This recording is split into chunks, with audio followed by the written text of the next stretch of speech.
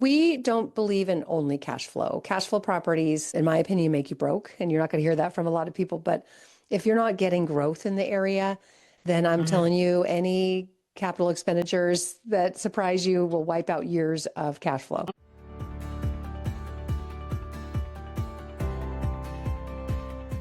Well, here we are. It's Sip, Sell, Repeat in Real Estate with Dr. Cynthia Tant here. And I have the pleasure again to speak with Kathy Fettke. I know that you are a best-selling author and a real estate investor and co-founder of RealWealth.com. And we want to spend a little bit of time about that investing part and also about your RealWealth.com. And you're honored as a top money expert with Goldman Sachs, 100 Most Intriguing Entrepreneur, authored Retire Rich with Rentals and Scaling Smart. I know you host your own industry podcast, including the Real Wealth Show and Bigger Pockets on the Market. So, Kathy, tell us a little bit about yourself again, how you got into real estate, and go from there. Yeah, well, I was like most people where I knew that real estate was a wealth builder. I knew that wealthy people would buy real estate. But when Rich and I first got married, we're in the San Francisco Bay Area, and that's a Wow. huge deal to try to get your first home. Mhm. It's out of reach for most people. So I just had the belief that it's something I'm going to have to do much later in life when I'm super rich, if that day ever happens.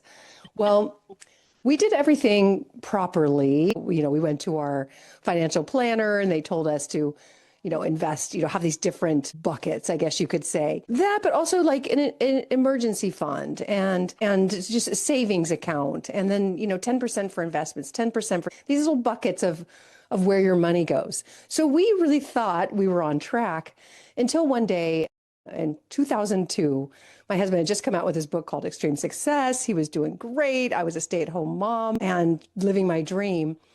He noticed on his book tour that he had a freckle. And that freckle, he's a redhead. So how did he notice this freckle? Who I knows? know. Yeah. Gotta always everywhere. Always I know. checking. But he thought it was a weird freckle. It was. He checked it out. It was melanoma. After further Mm. tests, they thought it had spread to his liver, and it's a very fast-moving cancer. So the doctor told him he probably had 6 months to live. Now, we had two small kids. We had just bought it. We had finally bought a house, and we did not know how we were going to get through this. And I had my background in broadcasting. I worked in the news business, Fox News, ABC7, CNN, back when it was just news. There was no slant to it. That was nice to hear back then. I know. Yeah. In fact, if anything, Fox News in San Francisco is actually pretty liberal. It's funny. But I'd like to hear that. That's what I'd like yeah, to that'd hear. be pretty funny, wouldn't it? But I still kept this radio show on the weekends because I needed to kind of stay in the industry and I would get bored just being at home all the time. So I had this Saturday weekend news show, and I thought, you know what? I'm going to use this platform to understand money. I don't believe the doctor, and it turns out he was wrong. Rich is alive and well today. Thank God. I mean, God, yeah. yeah, thank God. But we didn't know at the time. So I just pivoted my news show to how do you make passive income? I'd heard about it. I didn't know anybody who had it. I know Rich Dad, Poor Dad, Kiyosaki talked about it. But I thought if there was ever a time I needed that, it was now because we blew through all those savings account and Oh, investments and everything that our financial planner told us to do was gone. Anytime you have an emergency, you can blow through that mercy. pretty quickly. So I just thought there's got to be a different way. And I used my platform, which is I still have today, the Real Wealth Show, to interview people to find out what they're doing differently, what they know that I don't know. And that's when my following really grew because it turns out I wasn't the only one who wanted that information. I know. Yeah. Yeah. So Well, that's my that's so story. exciting. That's Thank so you. exciting. And because you were in the radio television industry, you knew that the market was out there, or at least how to get to the market or how to get the market to come to you, right? So you Well, I had really those didn't know skills. anything. I didn't know anything about money, and most people don't. But Yeah. I did have a sponsor on the show. I realized very quickly I need money today. There's kind of some people say fast money and slow money. Fast money is like, I need it now. It pays your bills, right? We've got bills every month. And it seems like it comes faster than you realize. Right. Slow money is, what you're going to need in the future. So I needed that fast money. So I started selling sponsorships to my show because it started to take off once I started talking about passive income. And one of my sponsors was a mortgage broker. And the shows we would do, I just thought, boy, that's a boring topic, but how can I make that interesting? So I just started to interview his clients to find out what they were doing with these mortgages. And they were flipping houses. They were doing BRRRRs, basically buy, renovate, rent. You know Repeat. what it is. Repeat, yes, which is just basically buying at a discount and, Right. renting it and to being able to get all your cash out and go do it again. It's sort of like an unlimited way to keep buying. So I just started to learn how these ordinary people were building tremendous wealth through real estate, and they weren't just naturally wealthy. They built wealth through real estate. So our phones were ringing off the hook, people who wanted these mortgages to do the same thing. And my sponsor said, I've got too many leads. This sponsorship has been really successful. Why don't you become a mortgage broker, work for me, and take all these leads? So kind of practically overnight, I became one of the busiest mortgage brokers in the San Francisco Bay Area. But what that taught me was really the inner workings of real estate, because behind it all, what makes it work is the financing, right? Right. Yeah. Unless you have lots of cash, which Most people majority of don't. people don't. And I don't know. A eventually you're lot going of to run people out of now are it. coming out of it right now with the stock market. They're really coming up with a lot of cash. Yeah, So, right. Oh my gosh, isn't that the truth? So yeah, I got to learn and then then I would sit down with these people who wanted loans and I would look at the numbers of what they were buying. They were trying to buy investment property because that's what we were talking about on the show and they'd get yeah. inspired. But we'd look at the numbers and it was like I'd have to sit with them and say, I'm sorry, but these numbers don't work. This is negative cash flow. Why do you want this property? And I just thought there's got to be a better way than trying to buy rental property in the Bay Area and be negative cash flow. And Kiyosaki, I got to interview him a few times on the show. He explained that he was actually investing in Dallas, Texas. And he explained Mhm. why. He said it had the highest job growth in the country, the highest population growth, and yet home prices were still affordable, way more affordable than the rest of the country. So he said this wave of growth was coming, and you still had the opportunity to sort of rise with it, buy cheap and watch the growth happen. And that just clicked. It just made sense. I would look at these numbers of investments people were buying that I was doing mortgages for and made no sense. But all of a sudden something clicked and I thought this makes sense. So Rich and I flew out to Dallas because he said that was really where he was investing. And I met with an agent who was terrible. She took me to a very expensive neighborhood and was like, oh, Californians love this. Like, Yeah, I know. That's not what I'm here for. Yeah. yeah, no, I'm not here for a fancy house. I'm here for a good, great rental property. So then I thought, how do I get connected in Dallas and really understand these neighborhoods, where the rental demand is, where the best place to invest is? And I thought, ding dong, a property manager. So I spent the rest of my week in Dallas just interviewing probably 20 property managers. And that's when I found out where people are working, where the demand is. And they led me in the right direction. We ended up buying a lot of homes in that area. At that time, you could Now, do, what was the time frame again? it What was years like was it for? 2004, 2005. Okay, So before when everything was starting to go in everything was starting to bubble, but it 2006. already was Right. bubbling. 2004, home prices went up about 40% in Las Vegas and parts of California. And then people thought, wow, that's great. I want that. And they started to dive in thinking they'd get it again. And they did. Mhm. 2005 was another huge growth year. But then, of course, we know what happened after that. So that's also what Kiyosaki explained to me. He's like, this is all a bubble. You want to Yeah. stay out of the storm. You want to be in areas where the numbers still make sense. It's not a bubble yet. The average person can still afford to rent or buy a home in Dallas, even though there's all this job and population growth. So I was a mortgage broker, so I was able to do my own loans. And at that time, I don't know if you were investing then, but They at that time, you could get zero down loans, No, unlimited. that's exactly what was going on. Well, and here we had Hurricane Ivan hit us in 2004. So we lost Oh, 10 to wow. 12,000 homes. It was a category 5. We were wiped Oh, out. gosh. So when it hit, gosh, in the summer, so yeah, July, August, whatever when it Ooh. hit, it just wiped us out. Hmm. So everybody on the beach who got wiped out had to find whatever houses they could find in town to live in if they didn't have a second home in town. And then, I mean, all the condos, everybody it was rough. Took 2 years to rebuild the beach. But because of all Jeez. that, very small inventory now and high demand, we were way above the what was going on around. Like you guys, Dallas was starting to hit too. We were way above that because we didn't have the houses. So they Yeah. started rebuilding, they started doing it. And so that's why when 2006, 2000, that's when it was happening here. Anybody who had a pulse could get a house. And then they Wow. had the 80%, then 20%, and it was sad because people were getting these houses because of the inventory and how the mortgage market was.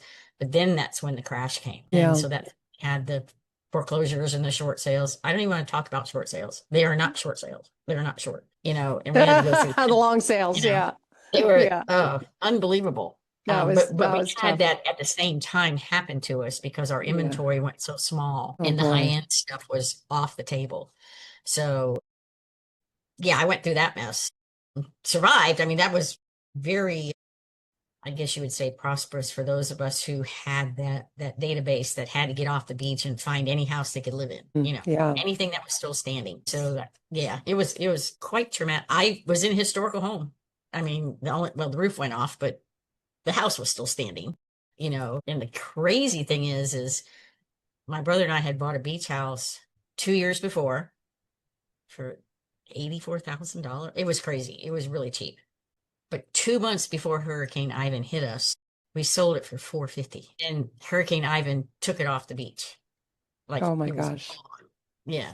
Oh And boy. yeah. Gosh, it's so hard. Yeah, But I'm in the maybe just a few miles oh from gosh. Palisades, so I Yeah. understand Yeah. it. Yeah. How that happened. But keep Yeah. continuing because though, so we know the time frame here. So you're in the Dallas area, and I Yeah. know a lot of people in Dallas, so I'm very familiar with the market up there too. Yeah, it just made sense. I found one property manager who I just really liked and realized this is who I trust. I feel like the property manager is in it for the long haul with me, not just a real estate agent that is going to take the Right. commission and be gone, or just Exactly. doesn't.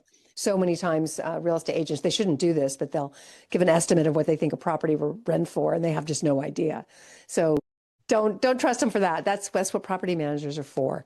So they took me into a growing neighborhood. We were able to buy brand. What part of Dallas? What part of Dallas It was it was in? Rockwall, Texas. So Oh yeah, it's right. Oh, yeah, yeah, yeah. beautiful, There beautiful area. They were building a new freeway. These are things I learned as always well. building freeways. Yeah, if you always, they Dallas. always are, but if you can get into an area where there's freeways coming or Yep. expansion, new schools, new hospitals, that means there's growth coming. The Yep. the city is planning for it. And that's what we discovered. So Rockwall, cute little town.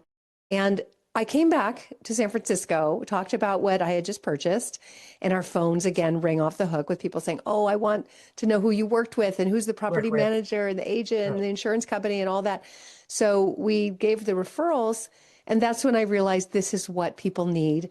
They need a referral company. They need somebody who can guide them, hold their Mhm. hand. It's scary to invest in another state where you can't see the property. And we had set up a system that we knew that worked, and we shared it. And that's when our company RealWealth was born. And 25 years later, let's see, not quite. Yeah, well, 23 years later, we're Close to still it. doing this. We've identified areas around the country where it just makes sense for investors, where the prices are still right, where there's rental demand, where there's job and population growth. And that's what we do today. We help people build their Well, real estate. explain how your real wealth program works. Obviously, is it like a membership? Is it a refer? It's Explain a little bit about how it works. you Tell us just about it because I join. know you have Yeah. the education and but you have people also that are doing the investing, correct? Is that Yeah, how we're it's not a working? course or a program like that. You just Okay. join by signing up for the newsletter, and then everything's free because we are a real estate brokerage. So we Brokerage. make our money on the Right. sale. Mhm. And so it's just pretty simple. We're going to make Mhm. sure that you're buying in an area that's going to serve you well, because our typical buyer buys not just one; they're buying many, many properties. Multiple. Yeah. We have one family Yeah. that's on their 40th property they bought through us. So we're all about making sure that they're well taken care of and have the great property management in place and so forth. So yeah, membership is free. We we decided no one's going to make a decision unless they really understand what they're doing. So we offer a tremendous amount of free education.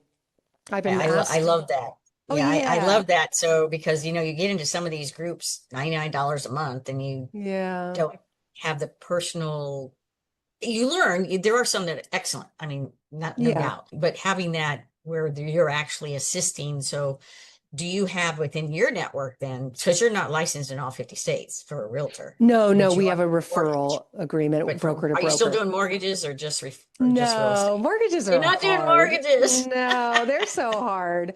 I'm not doing that anymore. But it was a great business. It was a great way to learn. Yeah. If anybody wants to learn real estate, get in as a real estate agent or a lender because you will learn so much. Well, and that's true. And I was fortunate to when I got started investing back in 94, when I was a professor here at UWF, I was introduced to a woman who was a real estate investor. So that's how I got in first. I started investing before I got into selling. Same thing is like Yeah. my career that I had, you know, got my PhD up there in Texas, up in Dallas, Texas. So I was familiar with the area in Benton. But right now with your group, so you have metrics that you're using in specific areas Hmm. because like in our area in Pensacola, because we are a tourist vacation destination and we're still, I think mentioning as far as our price points are a lot lower than other parts of Florida, just because of where our location is in the Panhandle. But the way that I do it, and I know uh, talked to you a little bit before last time we spoke was, I have a property management company that's both long-term and another property management company that's Airbnb short-term and brokerage. So there's a one-stop shop, Hmm. so you get the person who says, I want to invest. Well, show it to them. No, that's not going to be really good long term, or there's not going to be really good short term, or whatever the case may be. And we can put them where we put them. So I'm doing it Hmm. on a smaller scale than you are. But I'm finding that we've still been really unknown around, which is amazing because we have these beautiful beaches. And Condé Nast magazine ranked us as the number one best beach in the world. I went, what? Because I live here, you know, sometimes you don't appreciate where you live because you're here all the time. When I had to drive out to the beach the other day, which usually takes me 15 minutes, celebration of life, a former student of mine passed away, unfortunately. And it took me an hour and a half to get over the bridge. And I said, are you kidding me? That's why I don't go out to the beach in the summertime. Yeah, I understand. We have the same problem on this coast. So I know. So as you're doing, when you got your real wealth started, and so how do you find your pockets and locations that you then have the people that are interested in what areas? How do you find them through metrics? I'm sure you're using some type of Yeah. metric system. Yeah, Yeah. well, we don't believe in only cash flow. Cash flow properties, in my opinion, make you broke, and you're not going to hear that from a lot of people. But if you're not getting growth in the area, then I'm Hmm. telling you, any capital expenditures that surprise you will wipe out years of cash flow. Hmm. So True. we only want, I'm a California girl. I born and bred on appreciation. That's what happens. Hmm. The house my father bought for $99,000 in Oh, I know. Atherton is worth, we don't have it anymore, but worth millions and millions of dollars. So people make their wealth in appreciation. Of course, there's no cash flow. So we wanted to find out the areas where you still get the cash flow because that's very important. You need to be able to cover the nut, right? Right. California, you're feeding your properties, right? But if you can find properties that cash flow enough, all your expenses are covered, but there's future growth expected in the area. Appreciation. That's what we Right. want to see. So that brings us back to the fundamentals that I learned from Kiyosaki in 2004 that I still use Hmm. today, which is look for the areas where people are going, follow the demographics. Where's the population growth? Population growth is usually where the job growth is. So where are the jobs moving? And that's pretty easy data to find. We're seeing for sure Florida and Texas are no state income tax places. So a Right. lot of businesses are moving there because it's so business friendly. You've got the West Coast and the East Coast now. You've got New York and Washington State and California just penalizing anybody who's successful.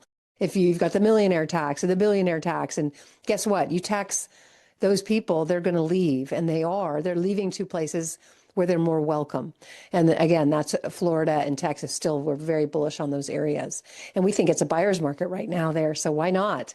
You know, the growth Yeah. is still happening, but the prices are good. We Of them. also really like areas where there's certain industries that are growing, like Indianapolis, we see biotech, and Cleveland, Ohio, we see healthcare. So just again, Mhm. following the jobs, and that's when you'll get the people.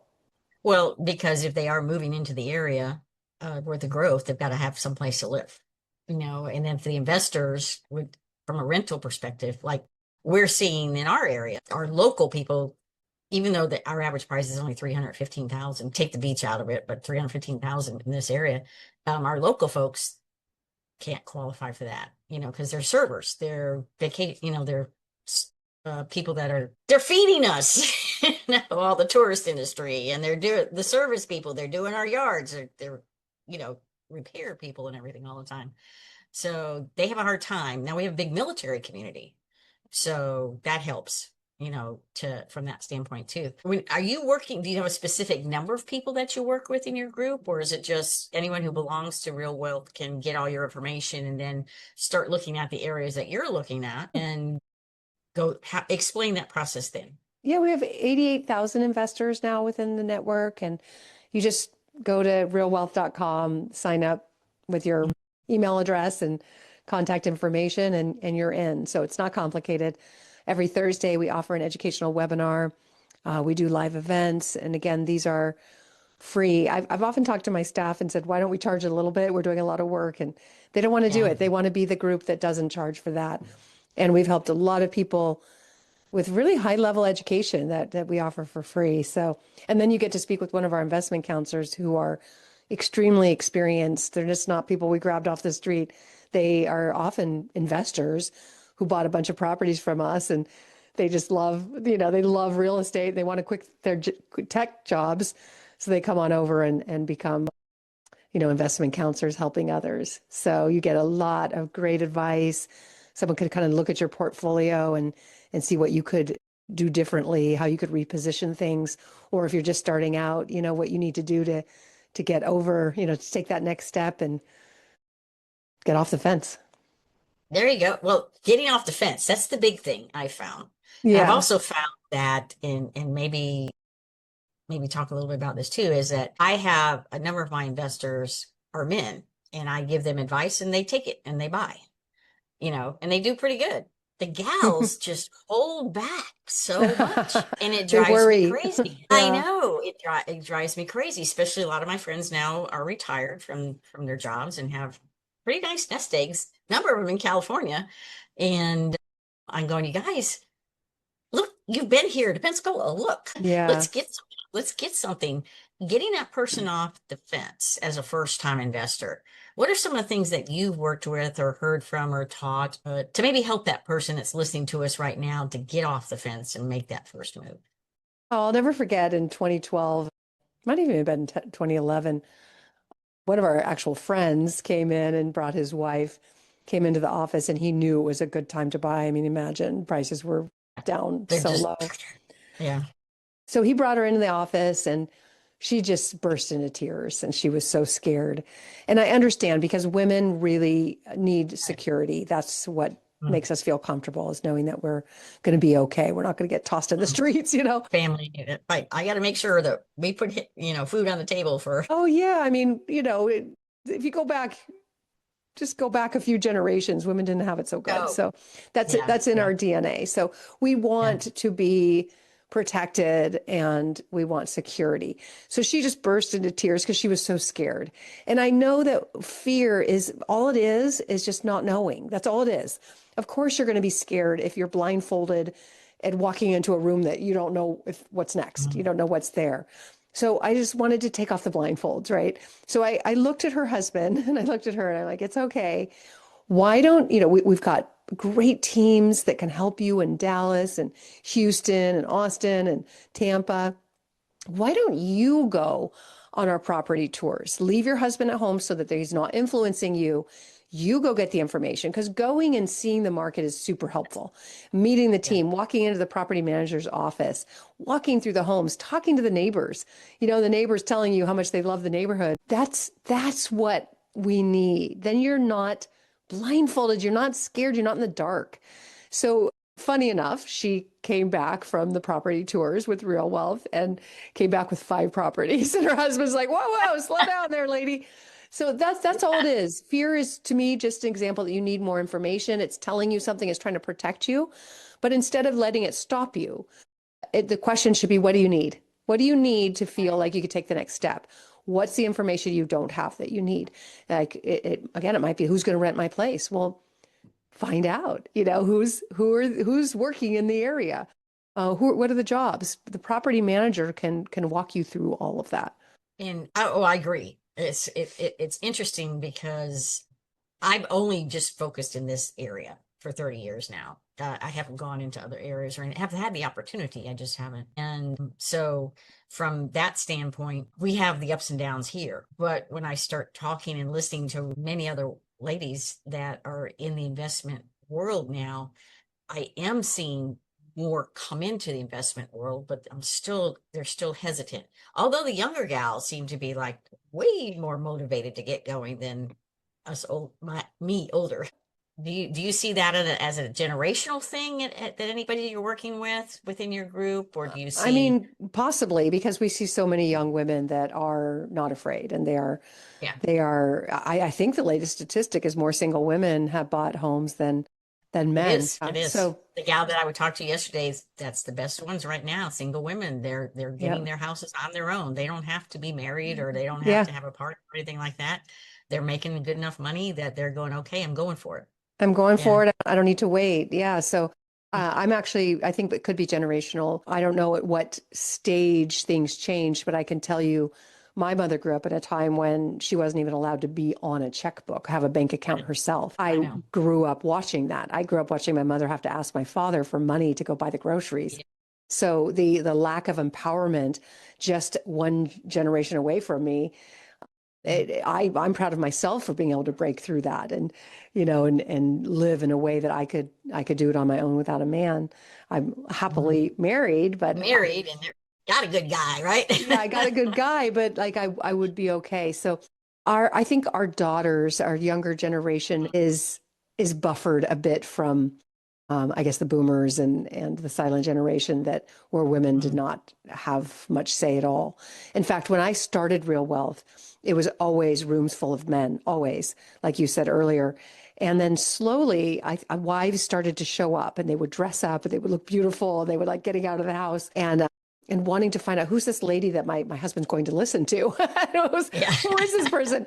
And they would start to come to the meetings and learn, but so often the men would still talk as if it was their money. I'm Right. doing this, and the woman would just stand there, and I would look at the woman and say, well, what do you think? And they weren't used to that. So the generation, again, just mine and the one before me, we're wired differently. We're wired differently. So yeah, the younger women, our daughters, are doing great. They are very empowered today. Well, and I think they also, just because of communication, the technology, you Yes. know, Hmm. like I take my phone and I give it to my 30-year-old assistant. I said, would you please figure out why it's not connecting and not doing this? Because And they she's, grew up on it. They I don't, know, she just this like is da their da da life. da. Yeah, I know. absolutely. And then making sure, like, oh, what happened today? Something happened today, and she was on her way to a class. I said, fix this fast. And she said, okay. You know, and Yeah. I'm pretty tech savvy. I just don't, some of We the just didn't stuff that grow just, up with. We should be so proud of it's so, ourselves. I know. Is there anything else that you'd like to share? Because I'm going to get in to get your newsletter, and I'd like to get in the group and see what you've got going on for sure. Great. How do people get in touch with you, first off? Yeah, it's realwealth.com, real like real estate and wealth like your money, realwealth.com. It's free to join. We have, like I said, we have property teams across the country in what we believe are the fastest growing cash flow markets. And we've got, property management set up there. A lot of what we've been doing is working with builders lately because you get your deals when you find distress. And right now, builders are a bit distressed. They can't sell because very few people can afford to buy, but investors can. So they could buy these homes at a discount. Oftentimes, the builder will buy down the rate to as low as 4% to make them really cash flow. So we've got a lot of opportunities, but we also have funds. We syndicate. So we have a single family rental fund, a multifamily fund, and land development. So for people who just don't want to do anything, they just want to invest like a stock, we have that too. Again, you just get all those details at realwealth.com. Okay, well, that's awesome. And I do feel that if people get their feet wet, and then you said on Thursdays you have a webinar, correct? Yeah, every Thursday. Yep, at What time? 3 Eastern, noon Pacific. So 3 Eastern, I'm on Central. And so are there different topics that comes from your newsletter? Do you send anything out? Yes. What's your system? How does that work? Yeah. As soon as you join, you get into our newsletter, and then you'll get access to those webinars. You have access to all the other pre-recorded ones. So it might be a CPA talking about how you can take advantage of some of the tax benefits. It might be an asset protection attorney talking about some of the new rules or things that you need to know. It could be an insurance agent to make sure you're aware of what you need to have in your coverage. Lenders. So just everything that, again, will help take the blinders off and make you feel like you really know what you're doing and you're stepping forward with clarity. That's great. And so the people that are speaking, are they also a part of Real Wealth? And that's how, or do Yes. you bring in other people? Everyone speaking though is within the group, Yes. or do you Yeah. bring in other? We vet who comes on stage for sure. Right. Oh, I'm sure. Yeah. Mhm.